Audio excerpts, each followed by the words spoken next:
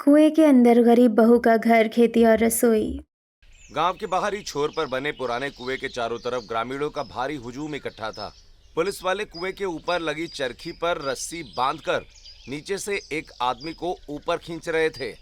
बहुत खा ली तूने इस ठंडे कुएं की हवा। अब चल हमारे साथ हवालात और वहां जाकर जेल की काल कोठरी की ठंडी हवा का आनंद ले। सिपाही खींचकर उस आदमी को कुएं से निकालते हैं और उसे पकड़कर हथकड़ियां लगाकर ले जाते हैं। भीड़ में खड़ी रेशमा अपनी सास सुमित्रा से, भला कोई इंसान इस गहरे और सीलन भरे कुएं के भीतर इतने दिनों तक छिपकर कैसे जीवित रह सकता है? हाँ बहू, ये शातिर चोर पूरे 3 दिनों से इस कुएं के अंदर ही छिपा हुआ बैठा था। पता नहीं वो इसमें जिंदा कैसे रहा। 3 दिनों से? लेकिन पुलिस को खबर कैसे मिली? अरे माँ जी, आज सुबह जब हम सब यहाँ पानी भरने आए थे ना, तो जिस पटिया के ऊपर पानी खींचने वाली मोटर कसी जाती है, वहाँ हमें अचानक कुछ सरसराहट और हलचल दिखाई दी। जब हमने ध्यान से कुएं के अंदर झांका तो पटिया के नीचे एक इंसान की आकृति दिखाई दी। बस फिर क्या था, गांव वालों ने देर किए बिना तुरंत थाने में पुलिस को खबर कर दी। गांव वाले उस चोर के बारे में बात करते हुए अपने घर लौट जाते हैं। घर जाकर रेशमा अपनी मिट्टी के चूल्हे पर सभी के लिए खाना बनाती है और हॉल में बिछी चटाई पर सभी को खाना परोस देती है। सभी लोग खाना खाते हुए बातें करते हैं। गरीबी और लाचारी ही इंसान को ऐसे खतरनाक काम करने की हिम्मत दे देती है। पिताजी, लेकिन ऐसे चोरी करके जीने से तो लाख गुना बेहतर है कि हम अपनी गरीबी में ही सुकून से जी लें। रेशमा बिल्कुल सही कह रहे हैं बापू। अपने हक की आधी रोटी भी जो शांति देती है ना, वो किसी चोरी के माल में कभी नहीं मिल सकती। सभी खाना खाकर सो जाते हैं। अगले दिन सुबह सूरज और उसके पिता खेतों में मजदूरी करने के लिए निकल जाते हैं और घर की औरतें काम में लग जाती हैं। ऐसे ही शाम हो जाती है और दिन भर की मजदूरी खत्म करने के बाद रामदीन घर की तरफ आ रहा होता है तो तभी एक आम वाले को देखकर रामदीन रुक जाता है। भाई श्याम, जरा अच्छे और पके हुए आम तौल देना। पूरे 2 किलो देना। हाँ, एक भी दाना दागी या सड़ा हुआ मत निकालना। अरे रामदीन काका, आज बड़े दिनों बाद आम की दुकान पर आए हो। लगता है आज घर में कोई खुशी का मौका है, हाँ, जो 2 किलो आम ले रहे हो। अरे भाई, आम का पूरा सीजन बिना खाए निकलने को था। मेरे घर में किसी ने अभी तक एक बार भी आम का स्वाद नहीं चखा। आज सबको खिलाकर खुश करूंगा। श्याम अभी तराजू में आम तौल ही रहा था कि तभी गांव का जमींदार ठाकुर वहां आकर, ए आम वाले, 2 किलो रसीले आम तुरंत मेरी गाड़ी में रखवा दे। हवेली पर मेहमान आने वाले हैं। माफ कीजिएगा जमींदार साहब, पर मेरे पास जितने ताजे और अच्छे आम थे वो सब खत्म हो चुके हैं। अंतिम 2 किलो आम थे जो मैंने अभी काका को बेच दिए। ए बुड्ढे, ये आम की टोकरी मुझे दे दे। बता, इसका क्या भाव लेगा? अरे नहीं जमींदार साहब, ये आम मैंने अपने परिवार के लिए खरीदे। ये आम बिकने वाले नहीं हैं। तू मुझे इनकार कर रहा है, नीच इंसान। मैं तुझे तेरी हैसियत से 4 गुना ज्यादा कीमत दूंगा। तू मांग तो सही कि तुझे इन आमों का कितना दाम चाहिए। अरे नहीं जमींदार साहब, आप अपनी दौलत और कीमत अपने पास ही रखिए। कुछ चीजें पैसों से नहीं, परिवार की खुशी के लिए होती हैं। रामदीन ने आमों की टोकरी सिर पर रखी और बिना जमींदार की तरफ दोबारा देखे अपनी झोपड़ी की दिशा में आगे बढ़ गया। रामदीन के जाने के बाद चौराहे पर मौजूद सब्जी वाले और ग्रामीण आपस में फुसफुसाते हुए दबी हंसी हंसने लगे। वाह भाई वाह, आज तो कमाल ही हो गया। एक गरीब ने जमींदार साहब को मुंह पर बता दिया कि दुनिया की हर चीज पैसे से खरीदी नहीं जा सकती। अरे सच कहा तुमने भोला भाई। इतना घमंड और इतना अंधा पैसा भी किस काम का कि इंसान अपने रुतबे के बाद भी एक गरीब से 2 किलो आम तक न खरीद सके। ग्रामीणों की ये फुसफुसाहट और हंसी जमींदार ठाकुर के कानों तक पहुंच रही थी। उसका चेहरा गुस्से से लाल हो चुका था। उधर रामदीन अपने घर पहुंचा। उसने आम की टोकरी झोपड़ी के बीचों बीच रख दी। सभी लोग आम देखकर खुश हो गए और खाने लगे। वाह पिताजी, आम तो बहुत ही मीठे और रसीले हैं। पूरे सीजन में आज पहली बार घर में आम आए हैं। मीठे और स्वादिष्ट क्यों ना होंगी बेटी? ये आम मैं सीधे जमींदार ठाकुर की पहुंच से बचा कर जो लाया हूँ। ऐसा कहकर रामदीन अपने परिवार को सारी बातें बता देता है। क्या जमींदार साहब से बचा कर लाए हो? हे भगवान, तुमने उस घमंडी जमींदार को मना कर दिया, कहीं वो किसी मुसीबत में न डाल दे हमें। माँ, तुम व्यर्थ ही डरती हो। जब बापू ने अपनी मेहनत के पैसे से आम खरीदे थे तो जमींदार का उस पर क्या अधिकार था? बापू ने बिल्कुल सही किया। इधर पूरा परिवार आम खा रहा था तो उधर दूसरी तरफ पूरे गांव की गलियों में ये खबर आग की तरह फैल गई कि जमींदार ठाकुर एक गरीब मजदूर से आम खरीदने में नाकाम रहा। हवेली के नौकर चाकर भी छिप छिप कर जमींदार का मजाक उड़ा रहे थे। 2 दिनों के बाद जमींदार की विशाल हवेली में सैकड़ों नौकर काम कर रहे थे और जमींदार आंगन में टहलते हुए फोन पर चीख रहा था। मुझे कोई बहाना नहीं सुनना, चाहे उसके हाथ पैर तोड़ने पड़े, चाहे उसका घर नीलाम करना पड़े, मुझे मेरे पैसे हर हाल में चाहिए और आज ही चाहिए। आसपास काम कर रहे नौकर उसकी बात सुन लेते हैं। तभी एक नौकर दूसरे नौकर से फुसफुसाते हुए, जमींदार साहब की दबंगई तो देखो, फोन पर तो किसी के भी हाथ पैर तोड़ने की बातें करते हैं, जब सामने एक गरीब आ जाए तो उससे 2 किलो आम तक नहीं खरीद पाते। क्या हुआ रे दीना? हाँ, क्या बड़बड़ा रहा है तू मेरे बारे में? जरा जोर से बोल ताकि मैं भी सुनूं कि तेरी जुबान पर क्या पक रहा है। अरे कुछ नहीं मालिक, मैं तो बस ऐसे ही गौशाला के चारे की बात कर रहा था। तो तुझे भी गांव के लोगों की तरह लगता है कि मैं उस गरीब से हार गया? रुक, मैं अभी तुझे भी दिखाता हूँ और उस बुड्ढे को भी दिखाता हूँ कि मैं क्या चीज हूँ। जमींदार गुस्से में अपने आदमियों को आवाज देता है। जमींदार के आदमी उसके पास आकर हाथ जोड़कर खड़े हो जाते हैं। शेरू जग्गा, अपने साथ 3-4 और हथियारबंद गुंडों को लेकर आओ और उस बुड्ढे और उसके परिवार को सबक सिखाओ। आज के बाद उस गरीब का परिवार गांव में नजर नहीं आना चाहिए। जी मालिक, आप बिल्कुल बेफिक्र रहिए, हम ऐसा तांडव मचाएंगे कि वो खुद ही गांव छोड़कर उल्टे पांव भाग जाएंगे। जमींदार के आदमी रामदीन के घर की तरफ निकल पड़ते हैं। वो रामदीन के घर में घुसकर रामदीन और सूरज पर लाठियों से हमला कर देते हैं। रामदीन जमीन पर गिर पड़ता है और सूरज अपने पिता को बचाने के लिए गुंडों से भिड़ जाता है, लेकिन गुंडे उसे भी बेरहमी से पीटने लगते हैं। अरे दया करो भैया, तुम लोग क्यों मेरे बेकसूर पति और मासूम बेटे को मार रहे हो? इन्होंने तुम्हारा क्या बिगाड़ा है जो ऐसा जुल्म ढा रहे हो? अरे अपने इस बुड्ढे से पूछ बढ़िया, अगर उस दिन इसने वो आम चुपचाप जमींदार साहब के हवाले कर दिए होते तो आज तुम्हें ये खौफनाक दिन ना देखना पड़ता। अब तुम लोग इस गांव में नहीं रह सकते हो, निकलो यहाँ से। क्या हम अपने ही घर में नहीं रह सकते?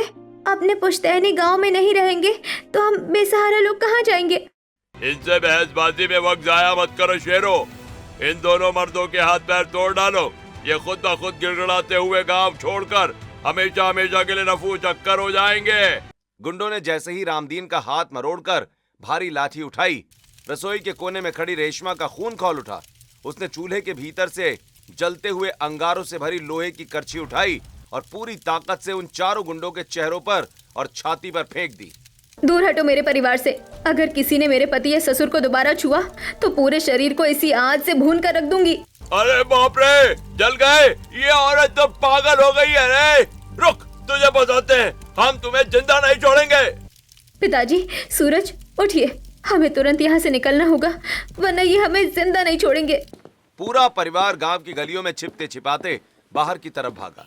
भागते भागते आधी रात बीत गई और वो पांचों थककर एक विशाल बरगद के पेड़ के नीचे बैठ जाते हैं। जमींदार जैसे जालिम और ताकतवर आदमी को अपनी झूठी आन बान और ताकत दिखाने के लिए हम जैसे बेबस और गरीब लोग ही मिलते हैं। सब कुछ मेरी उस एक जिद का नतीजा है सुमित्रा। अगर मैं उस दिन वो आम उस ठाकुर को दे देता तो आज ये सब नहीं होता। अपने आप को दोष मत दीजिए पिताजी, आपने अपने परिवार के हक और सम्मान के लिए आवाज उठाई थी। अभी वो आपस में बात कर ही रहे थे कि अंधेरी झाड़ियों के पास अचानक तेज टॉर्च की रोशनी सीधे उनकी आंखों पर पड़ी। वो रहे वो पांचों झाड़ियों के पीछे छिपे बैठे हैं, दौड़ो और पकड़ो उन्हें, आज कोई भी बचने ना पाए। अरे भागो, वो गुंडे फिर से यहाँ आ गए। पिताजी उठिए, रेशमा काजल को संभालो और जंगल की तरफ भागो। टॉर्च की रोशनी देखते ही पांचों घने जंगल के कांटेदार रास्तों पर भाग खड़े हुए। रात भर वो जंगल के कटीले पेड़ों और पत्थरों से टकराते हुए छिपते रहे। अगले दिन सुबह जंगल की ओट से कुछ दूरी पर गांव के दो किसान अपने सिर पर लकड़ी का गट्ठर लादे आपस में बातें करते हुए जा रहे थे, जिनकी आवाज झाड़ी के पीछे छिपे परिवार के कानों तक पहुंच रही थी। भाई ठाकुर साहब ने तो पूरे गांव में ढिंढोरा पिटवा दिया है कि अगर किसी ने भी उस रामदीन के परिवार को अपने घर में पनाह दी तो उसका अंजाम भी वही होगा। हाँ भाई, और ये चेतावनी भी दी है कि अगर वो पांचों गांव की सीमा में भटकते हुए दिखे तो उनकी टांगे तोड़ दी जाएंगी। अब वो चाहकर भी अपने घर नहीं लौट सकते। दोनों ऐसे ही बातें करते हुए चले जाते हैं। तब काजल, भाभी अब हमारा क्या होगा? जब हम अपने ही घर में नहीं रह सकते, अपने गांव की मिट्टी पर कदम नहीं रख सकते, तो हम बेसहारा लोग आखिर जाएंगे कहाँ? हिम्मत मत हारो काजल, कोई ना कोई रास्ता जरूर निकलेगा। जब तक हम सब एक साथ हैं, कोई हमारा कुछ नहीं बिगाड़ सकता। अब इस गांव में हमारे लिए कोई जगह नहीं बची है। लगता है हमें अपनी जन्मभूमि छोड़कर किसी अनजान शहर या दूसरे गांव की तरफ ही निकलना पड़ेगा। बहू, गला बिल्कुल सूख रहा है, थोड़ा सा पानी ला सकती हो क्या? रेशमा ने चारों तरफ नजर दौड़ाई। घनी झाड़ियों के पार उसे वही पुराना और सुनसान कुआं दिखाई दिया जहां से 2 दिन पहले पुलिस ने उस चोर को निकाला था। वो तुरंत कुएं के पास पहुंची। वहां एक बाल्टी और मोटी रस्सी रखी हुई थी। रेशमा ने जैसे ही बाल्टी में पानी डुबोने के लिए कुएं के भीतर झांका, उसकी नजर उस लकड़ी और सीमेंट के चौड़े पटिया पर पड़ी जो कुएं की भीतरी दीवार से सटा हुआ था और नीचे मोटर कसी थी। अगर एक चोर उस पटिया के सहारे 3 दिनों तक यहाँ सुरक्षित छिप सकता है, तो हम पूरा परिवार यहाँ क्यों नहीं टिक सकते? रेशमा ने बाल्टी से पानी भरकर वहां पड़े एक टूटे मटके में डाला और उसे लेकर वापस अपने परिवार के पास पहुंची। उसने रामदीन के चुल्लू में पानी डाला। रामजी ने पानी पिया और रेशमा सभी लोगों से, पिताजी मेरे पास एक उपाय है। अगर आप सब मेरी बात मान ले तो हमें अपना गांव और अपनी ज़मीन छोड़कर कहीं दूर भटकना नहीं पड़ेगा। कैसा उपाय बहू? वही कुआं जहाँ पर चोर छुपा हुआ था। जब एक अनजान आदमी उस कुएं के भीतर 3 दिनों तक बचा रह सकता है, तो हम सब भी तो कुछ दिन वहीं छिपकर रह सकते हैं। कुएं के अंदर? रेशमा, क्या तुम्हारा दिमागी संतुलन बिगड़ गया है? वहां नीचे पानी, अंधेरा और घुटन के सिवा कुछ नहीं है। बहू गलत नहीं कह रही है सूरज। बाहर ठाकुर के आदमी हमारी जान के प्यासे बने घूम रहे हैं। इस वक्त उस कुएं से सुरक्षित ठिकाना हमारे लिए पूरे गांव में दूसरा कोई नहीं है। परिवार के सभी सदस्य रेशमा की बात से सहमत हो गए। वो सब चुपचाप कुएं के पास पहुंचे और रस्सी और कुएं के अंदर बनी पथरीली सीढ़ियों के सहारे एक एक करके नीचे उतरे और उस चौड़ी पटिया पर बैठ गए। अभी उन्हें बैठे हुए कुछ ही समय बीता था कि कुएं के ऊपर किसी के कदमों की आहट सुनाई दी। गांव की 2 औरतें पानी भरने के लिए अपने मटके लेकर कुएं के मुहाने पर खड़ी हो गईं। भाभी ऊपर कोई आ गया है। अगर उन्होंने नीचे झांक लिया तो हम पकड़े जाएंगे। सब चुपचाप पानी के भीतर अपनी गर्दन तक डूब जाओ। जब तक वो ऊपर है, कोई जरा सी भी हलचल नहीं करेगा। पूरे परिवार ने तुरंत पानी में छलांग लगाई और केवल अपनी नाक और आंखें पानी से बाहर रखकर पटिया के नीचे छिप गए। ऊपर से बाल्टी बार बार पानी में गिरती और छपाक की आवाज होती। ये सिलसिला पूरी रात तक चलता रहा। जब भी कोई पानी लेने आता, वो पानी में डूब जाते और सन्नाटा होते ही बाहर निकल आते। ऐसे तो हम इस ठंडे पानी में पड़े पड़े जम जाएंगे और निमोनिया से बीमार पड़ जाएंगे। हमें यहाँ टिकने का कोई पक्का इंतजाम करना ही होगा। लेकिन बहू, इस गोल कुएं की पथरीली दीवार के बीच हम पक्का इंतजाम आखिर कैसे कर सकते हैं? यहाँ खड़े रहने की भी जगह नहीं है। तभी रेशमा की नजर पटिया के ठीक नीचे कुएं की कच्ची मिट्टी वाली दीवार पर पड़ी, जहाँ एक छोटा सा चूहा लगातार मिट्टी खोदकर अपना बिल बड़ा कर रहा था। पिताजी, जब एक छोटा सा चूहा इस कुएं की मिट्टी खोदकर अपने रहने के लिए घर बना सकता है, तो क्या हम सब मिलकर अपने लिए एक गुफा नहीं खोद सकते? भाभी, कुएं की दीवार के अंदर गुफा बनाना, क्या ये सचमुच मुमकिन है? बिल्कुल मुमकिन है काजल। अगर हम सब हाथ मिला ले तो ये अंधेरा कुआं ही हमारा सबसे सुरक्षित घर बन जाएगा। काजल अपनी भाभी के विचार से बेहद सहमत थी। वो रात के अंधेरे का फायदा उठाकर चुपचाप कुएं से बाहर निकली और पास के खेतों में किसानों की छोड़ी हुई गैंती, फावड़ा और कुदाल उठाकर नीचे ले आई। पूरी रात पूरा परिवार जागता रहा। सूरज और रामदीन ने गैंती से कुएं की भीतरी दीवार की मिट्टी खोदी, जबकि सुमित्रा और काजल ने उस मिट्टी को बोरियों में भरा। सूरज ने चुपचाप ऊपर जाकर उस खोदी हुई मिट्टी को पास के खेतों में बराबर फैला दिया ताकि किसी को शक ना हो। रेशमा, हमने रात भर मेहनत करके 10 बाई 10 की गुफा तो तैयार कर ली, लेकिन यहाँ तो बिल्कुल काल कोठरी जैसा अंधेरा है। सुबह की पहली किरण जब कुएं के मुहाने से छनकर नीचे आई तो उस मिट्टी की गुफा में हल्का सा उजाला फैल गया। पूरा परिवार अब उस गुफा के भीतर सुरक्षित बैठा हुआ था। तुमने कुएं के अंदर घर बनाने का रास्ता तो दिखा दिया रेशमा, लेकिन अब इस बंद गुफा में हमारे भोजन का क्या इंतजाम होगा? हम खाएंगे क्या? तभी अचानक गुफा के कोने से एक लंबा काला सांप रेंगता हुआ बाहर निकला और सीधे काजल के नंगे पैर पर चढ़ गया। इससे पहले कि काजल की चीख गुफा में गूंजती और ऊपर तक पहुंचती, रेशमा ने लपक कर काजल के मुंह पर अपना हाथ कस कर रख दिया और उसके कान में धीरे से बोली, शांत रहो काजल, जरा सा भी मत हिलना। अगर तुम कोई हरकत नहीं करोगी तो ये सांप बिना नुकसान पहुंचाए चुपचाप निकल जाएगा। वो सांप धीरे धीरे रेंगता हुआ पहले काजल के पैर से उतरा, फिर सुमित्रा के हाथ पर और फिर रामदीन के पांव के पास से होता हुआ गुफा की दूसरी तरफ दरार में गायब हो गया। रात भर सभी लोग कुएं के सांप और बिच्छुओं को देख रहे थे और परेशान होते रहते हैं। अगली सुबह जब गांव के दो किसान कुएं पर पानी भरने आते हैं तो पूरा परिवार सांस रोककर उनकी बातें सुनने लगता है। जमींदार साहब ने उन बेचारों का घर और झोपड़ी गिराकर बहुत ही गलत किया है। इतना जुल्म तो कोई पापी ही कर सकता है भाई। हाँ भाई, गलत तो किया है। एक तो बेचारों को बिना किसी कसूर के गांव से बेदखल कर दिया और ऊपर से उनकी बरसों पुरानी झोपड़ी भी बुलडोजर से तुड़वा दी। पर क्या करें श्याम भाई, जमींदार के पास पैसा और बंदूकधारी गुंडे हैं। गांव में किसी की हिम्मत नहीं कि उनके खिलाफ एक शब्द भी मुंह से निकाल सके। दोनों किसान अपनी बाल्टियां उठाकर चले जाते हैं।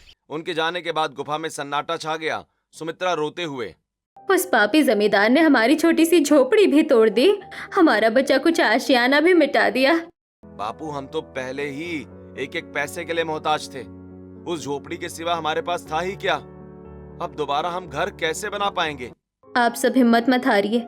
जो खो गया अब उसका शोक मनाने से बेहतर है कि हम आगे की सोचे। पहले ये सोचिए कि यहाँ पेट भरने के लिए भोजन का प्रबंध कैसे होगा। हाँ भाभी, भूख के मारे पेट में मरोड़ उठ रहे हैं। पानी पी पी कर कब तक पेट को बहलाते रहेंगे? इसी तरह सुबह से दोपहर हो जाती है। भूख के मारे सबकी हालत बिगड़ने लगती है।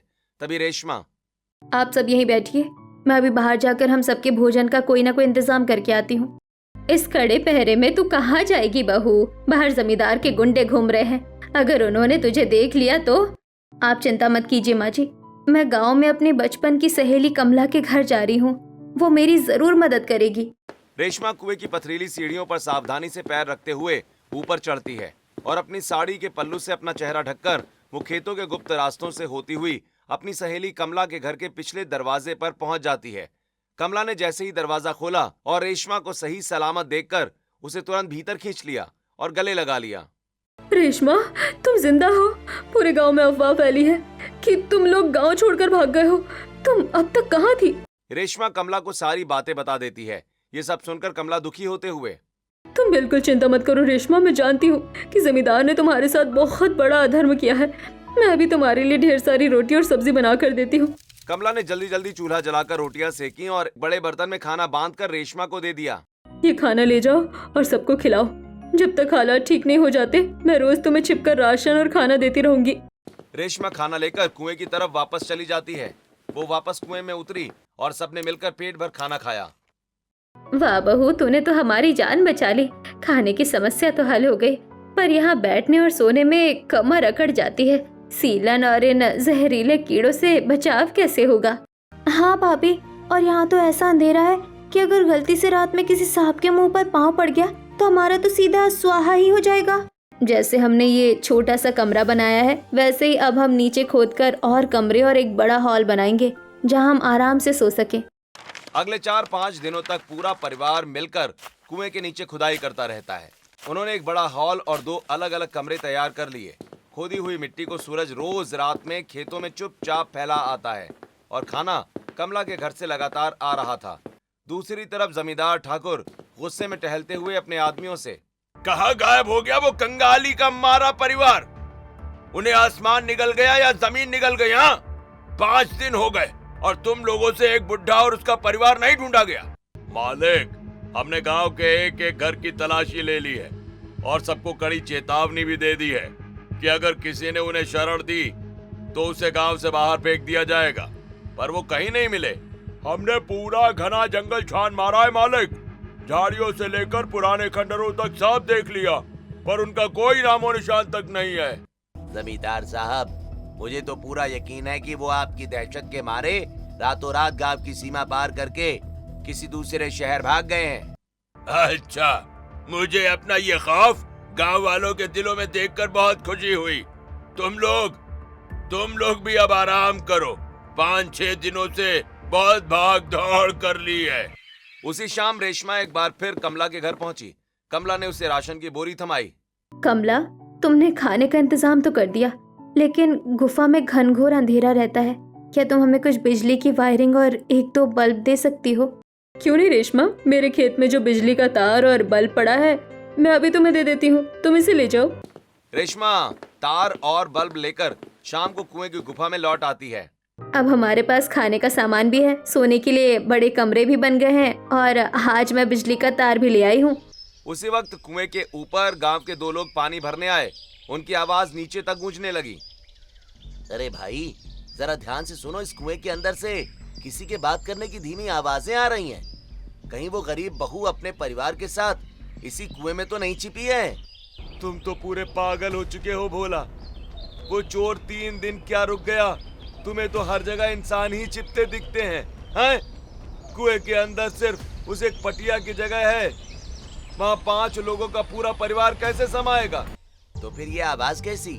कहीं इस पुराने कुएं के अंदर कोई चुड़ैल या भूत तो नहीं बस गई? क्या बेवकूफी की बातें कर रहे हो? भूत कैसे हो सकता है? आज तक तो यहाँ कोई भूत नहीं था। नहीं भाई, मुझे तो साफ फुसफुसाहट सुनाई दे रही है। ये पक्का कोई भूत ही है। भागो यहाँ से। दोनों डर के मारे अपनी आधी भरी बाल्टियां छोड़कर वहां से भाग खड़े हुए। गुफा के अंदर बैठी रेशमा। अरे वाह, गांव वालों ने तो हमें छिपने का सबसे बेहतरीन उपाय खुद ही दे दिया। अब जब भी कोई पानी भरने आएगा, हम भूतों जैसी आवाजें निकालेंगे ताकि सब दूर रहें। पर बहू, इस तार से बिजली का इंतजाम कैसे होगा? यहाँ नीचे करंट कैसे आएगा? सूरज, आप एक लंबा बांस लाइए, गुफा की छत से ऊपर जमीन तक एक छोटा सा छेद कीजिए और इस तार को बाहर निकालकर पास के ट्रांसफार्मर से जोड़ दीजिए। सूरज ने रात के अंधेरे में बांस की मदद से गुफा की छत में बारीक छेद किया, तार को बाहर निकाला और ट्रांसफार्मर से हुक लगा दिया। जैसे ही स्विच ऑन हुआ, कुएं के भीतर बनी गुफा दूधिया रोशनी से जगमगा उठी। वाह भाभी, आपका दिमाग तो काफी तेज चलता है। ननन जी, जब इंसान पर गरीबी और मुसीबत आती है तो जिंदा रहने के लिए दिमाग चलाना ही पड़ता है। सभी लोग खुश थे। अब उनके पास सिर छिपाने के लिए गुफा, रात को सोने के लिए बड़े कमरे, कमला के जरिए मिलने वाला राशन और बिजली की दूधिया रोशनी भी थी। दूसरी तरफ पूरे गांव में ये अफवाह आग की तरह फैल गई कि बाहरी छोर वाले पुराने कुएं में भूतों का डेरा हो गया है। ऐसे ही एक दिन रेशमा कमला के घर खाना लेने के लिए जाती है। खाना देते हुए कमला रेशमा से, गांव के लोग अब उस कुएं के पास जाने से भी कतराते हैं। जमींदार ठाकुर ने तुम्हारे परिवार के साथ जो अधर्म किया, उसका बदला कुएं का भूत ले रहा है, ऐसा लोग मानते हैं। रेशमा घर आती है और अपने परिवार वालों को सारी बातें बताती है। बहू, अगर जमींदार को जरा सी भी भनक लग गई कि हम यहाँ छिपे हैं, तो वो पूरे कुएं को मिट्टी से भरवा देगा। माँ जी, जमींदार अगर हमारे साथ इतना अत्याचार कर सकता है, तो वो गांव के किसी भी कमजोर इंसान की जमीन छीन सकता है। अन्याय के सामने झुकना ही अत्याचार को बढ़ावा देना है। उधर गांव के दूसरे कोने में 2 ग्रामीण चौपाल पर बैठे आपस में चर्चा कर रहे थे। बस जमींदार साहब ने जो सलामदीन के परिवार के साथ किया, वो बिल्कुल ठीक किया। अब गांव में किसी की औकात नहीं होगी कि उनके खिलाफ मुंह खोल सके। अरे तुम अपनी जुबान बंद रखो। मैं तो ये सोच सोच कर परेशान हूँ कि उस कुएं में अचानक भूत कहाँ से आ गया, और तुम्हें अपनी अलग ही खिचड़ी पकाने की सूझ रही है। गांव वाले 3 विचारधाराओं में बट चुके थे। कुछ लोग जमींदार के खौफ में जी रहे थे, कुछ उसके जुल्म के खिलाफ अंदर ही अंदर सुलग रहे थे, और तीसरा तबका कुएं के भूत से थरथर कांप रहा था। बीतते दिनों के साथ जब कुएं पर पानी भरने वालों की भीड़ खत्म हो गई, तो रामदीन का पूरा परिवार कुएं के ठंडे पानी में छलांग लगाकर नहाता और खुशियां मनाता। एक दिन नहाने के बाद सुमित्रा ने अपनी गीली साड़ी सुखाने के लिए रस्सी पर टांग दी। तभी सुमित्रा, बहू, यहाँ रहते रहते कई हफ्ते बीत गए हैं। अब मेरा मन इस कुएं की दीवारें देख देख कर ऊब गया है। मैं खुली हवा और सूरज की धूप देखना चाहती हूँ। सुमित्रा, अगर जल्दबाजी में बाहर कदम निकाला ना और ठाकुर के गुंडों की नजर पड़ गई, तो इस ठिकाने से भी हाथ धोना पड़ेगा। पिताजी, आपकी बात सही है, लेकिन हम कब तक कमला भाभी और दूसरों के रहमो करम पर मुफ्त की रोटियां तोड़ते रहेंगे? जिस दिन उन्होंने खाना भेजना बंद कर दिया, हम भूखे मर जाएंगे। ननन जी, आप बिल्कुल चिंता मत कीजिए। मैं भी कई दिनों से इसी विषय पर विचार कर रही थी। हमारा पहला घर बन गया, सोने के कमरे बन गए। अब हमें कुएं के भीतर ही खेती का इंतजाम करना होगा। रेशमा की बात सुनकर पूरा परिवार अचरज में पड़ जाता है। रेशमा अपने पति और ससुर की मदद से दूसरे फ्लोर के नीचे एक और 20 बाई 20 फीट की विशाल गुफा की खुदाई शुरू करती है। पूरे 15 दिनों की हाड़ तोड़ मेहनत और गुप्त खुदाई पूरी होने के बाद रेशमा कुएं से बाहर निकलकर अपनी सहेली कमला के घर पहुंचती है। तब कमला रेशमा से, देखो रेशमा, अब काफ़ी दिन हो गए हैं। मैं तुम्हें हर दिन खाना बनाकर देती थी, पर अब मेरी सास को मुझ पर गहरा शक होने लगा है। अब मैं रोज़ खाना नहीं बेच सकती। कोई बात नहीं कमला, तुमने हमारी बहुत मदद की है। अब तुम्हें खाना पकाने की ज़रूरत नहीं पड़ेगी। मैं कुएं के भीतर ही अपनी रसोई और खेती की व्यवस्था कर रही हूँ। अगर ऐसी बात है तो गांव के कुछ ईमानदार लोग जो ठाकुर के खिलाफ हैं, तुम्हारी मदद करना चाहते हैं। वो तुम्हें खेती के लिए बीज, खाद और अंधेरे में उगाने वाली हेलोजन लाइट दे देंगे। कमला चोरी से छिपकर गांव वालों से रेशमा के लिए मदद मांग लेती है कि मदद से रेशमा को सूखा राशन, हरी सब्जियों के बीज और 4 शक्तिशाली हेलोजन बल्ब मिल जाते हैं। वो सारा सामान लेकर कुएं में उतर जाती है। ये सब कुछ देखकर सुमित्रा अपनी बहू से, ये सब बिजली के बड़े बड़े बल्ब और बीजों की बोरियां किस लिए लाई हो बहू? माँ जी, हम कुएं के तीसरे तल पर खेती करेंगे। सूरज और पिताजी मिट्टी की क्यारियां बनाएंगे और इन हेलोजन की रोशनी में पौधे उगाएंगे। अब पूरा परिवार काम पर जुट जाता है। रामदीन और सूरज हॉल में मिट्टी के छोटे छोटे खांचे बनाते हैं। उसमें टमाटर, कद्दू, लौकी, बैगन, आलू के बीज बो देते हैं। फिर चारों कोनों में हेलोजन लगा देते हैं, जिससे पूरी गुफा धूप जैसी तेज रोशनी से जगमगा उठती है। भाभी, घर बन गया, खेत तैयार हो गया, लेकिन अब इस बंद कुएं में रसोई कैसे बनेगी? रसोई मिट्टी के चूल्हे से बनेगी ननन जी। अब से हम अपना खाना खुद अपने खेत की ताजी सब्जियों से पकाएंगे। रेशमा गुफा के कोने में मिट्टी का सुंदर चूल्हा बनाती है और लकड़ियां सुलगाकर बोरियों में रखा हुआ राशन निकालती है और मिट्टी की हांडी में दाल चावल पकाने लगती है। तभी चूल्हे से निकलता हुआ धुआं कुएं के मुहाने से बाहर हवा में उठने लगता है। उसी समय रास्ते से गुजर रहे 2 ग्रामीण कुएं के भीतर से उठते धुएं को देखकर, अरे, उस भूतिया कुएं के अंदर से ये गाढ़ा धुआं कैसे निकल रहा है? कहीं किसी ने पानी में आग तो नहीं लगा दी? तुम बिल्कुल बेवकूफ हो क्या? हैं? पानी में आग कैसे लग सकती है? ये जरूर उस कुएं में रहने वाले भूत का ही कोई नया माया जाल है। अरे भैया, भागो यहाँ से। दोनों आदमी वहां से भाग खड़े होते हैं। अगले 3 महीनों तक रेशमा कुएं के भीतर खेती करती है। चूल्हा जलाकर पूरे परिवार के लिए ताजा भोजन पकाती है और पूरा परिवार वहां सुखी रहता है। लेकिन सूरज और काजल कुएं की बंद गुफा में रहते रहते बुरी तरह बोर हो चुके थे। भैया, अब मुझसे इस अंधेरी गुफा में और नहीं रहा जाता। मुझे बाहर जाना है, ताजी हवा में सांस लेनी है और खुले आसमान को देखना है। हाँ रेशमा, काजल सही कह रही है। हम कब तक कैदियों की तरह इस कुएं में छिपे रहेंगे? मुझे भी बाहर निकलना है। मेरी बात मानिए, जमींदार के आदमी अभी भी गांव में चक्कर काट रहे होंगे। बाहर जाना खतरे से खाली नहीं है। हाँ बच्चों, बहू तुम्हारी भलाई के लिए ही तो मना कर रही है। माँ, इतने महीने बीत गए, ठाकुर तो अब तक हमें भूल भी चुका होगा।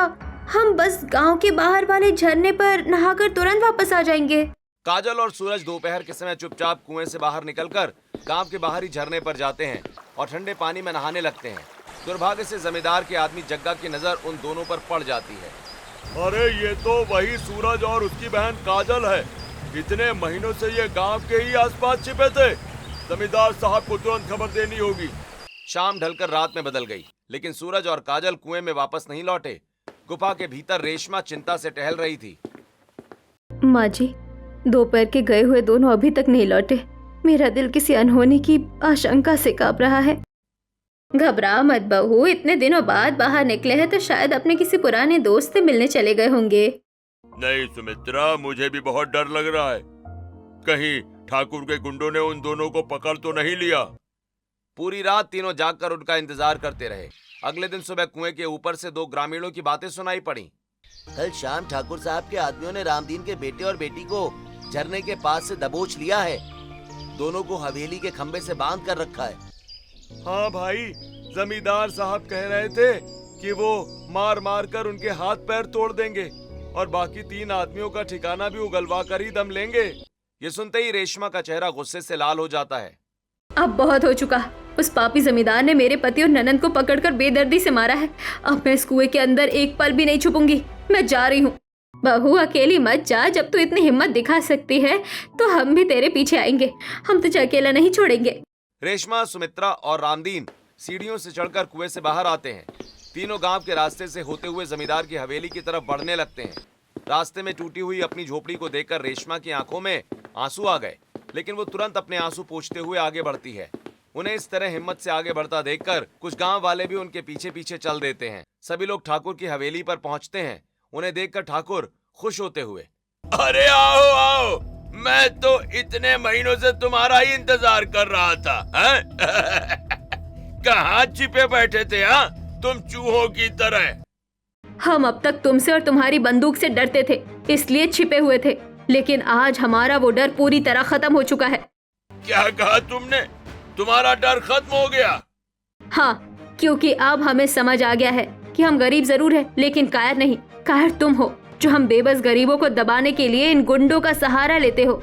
बिल्कुल सही कह रही है रेशमा। जमींदार साहब, आप अपनी ताकत का गलत इस्तेमाल करके हर गरीब को नहीं दबा सकते। सुनो गाँव वालों, आज अगर तुम सब हमारी बर्बादी पर खामोश रहे तो याद रखना कि कल ये जमींदार तुम्हारे घरों को भी इसी तरह तोड़ देगा। आपकी ये खामोशी आपकी अपनी कब्र खोद रही है। तुम लोग इसकी बकवास क्या सुन रहे हो? जग्गा शेरू, पकड़ो इन सबको और मार मार कर चमड़ी उधेड़ दो इनकी। अब बहुत हो चुका जमींदार साहब। अब पूरा गांव एकजुट होकर आपके जुल्म के खिलाफ खड़ा होगा। हाँ, अब ये गांव आपके जुल्म और अत्याचार से डरने वाला नहीं है। हम सब रामदीन के परिवार के साथ हैं। गांव वालों की बातें सुनकर जग्गा जमींदार के कानों में, मालिक क्या आप पागल हो गए? पूरा गांव हमारे खिलाफ खड़ा है। अगर इन्होंने एक एक हाथ भी मारा ना तो हम जमीन के 10 फीट नीचे गड़ जाएंगे। हम छोड़ रहे हैं आपकी ये नौकरी। जमींदार के सारे गुंडे लाठियां फेंककर दुम दबाकर भाग खड़े होते हैं। पूरा गांव एक साथ खड़ा देख जमींदार ठाकुर खौफ के मारे उल्टे पांव अपनी हवेली के भीतर भाग जाता है और दरवाजा बंद कर लेता है। रेशमा दौड़कर खंबे से बंधे अपने पति सूरज और ननद काजल की रस्सियां खोल देती है। रेशमा, तुमने और गांव वालों ने आज हमारी जान बचा ली। गांव वालों की एकजुटता और हिम्मत ने ही आज इस अत्याचारी जमींदार को घुटनों पर ला दिया है। आप सबका बहुत बहुत धन्यवाद। बहू, तुमने जमींदार के सामने खड़े होने की जो हिम्मत दिखाई, उसी से हमारे भीतर का डर मरा है। लेकिन ये तो बताओ कि तुम सब इतने महीने से छिपे कहाँ थे? हम सब गांव के बाहरी छोर वाले उसी पुराने कुएं के अंदर घर, रसोई और खेत बनाकर रह रहे थे। क्या कुएं के अंदर? यानी वो कोई भूत वूत नहीं था, तुम सब थे? रेशमा की बात सुनकर पूरे गांव में ठहाके गूंज उठे।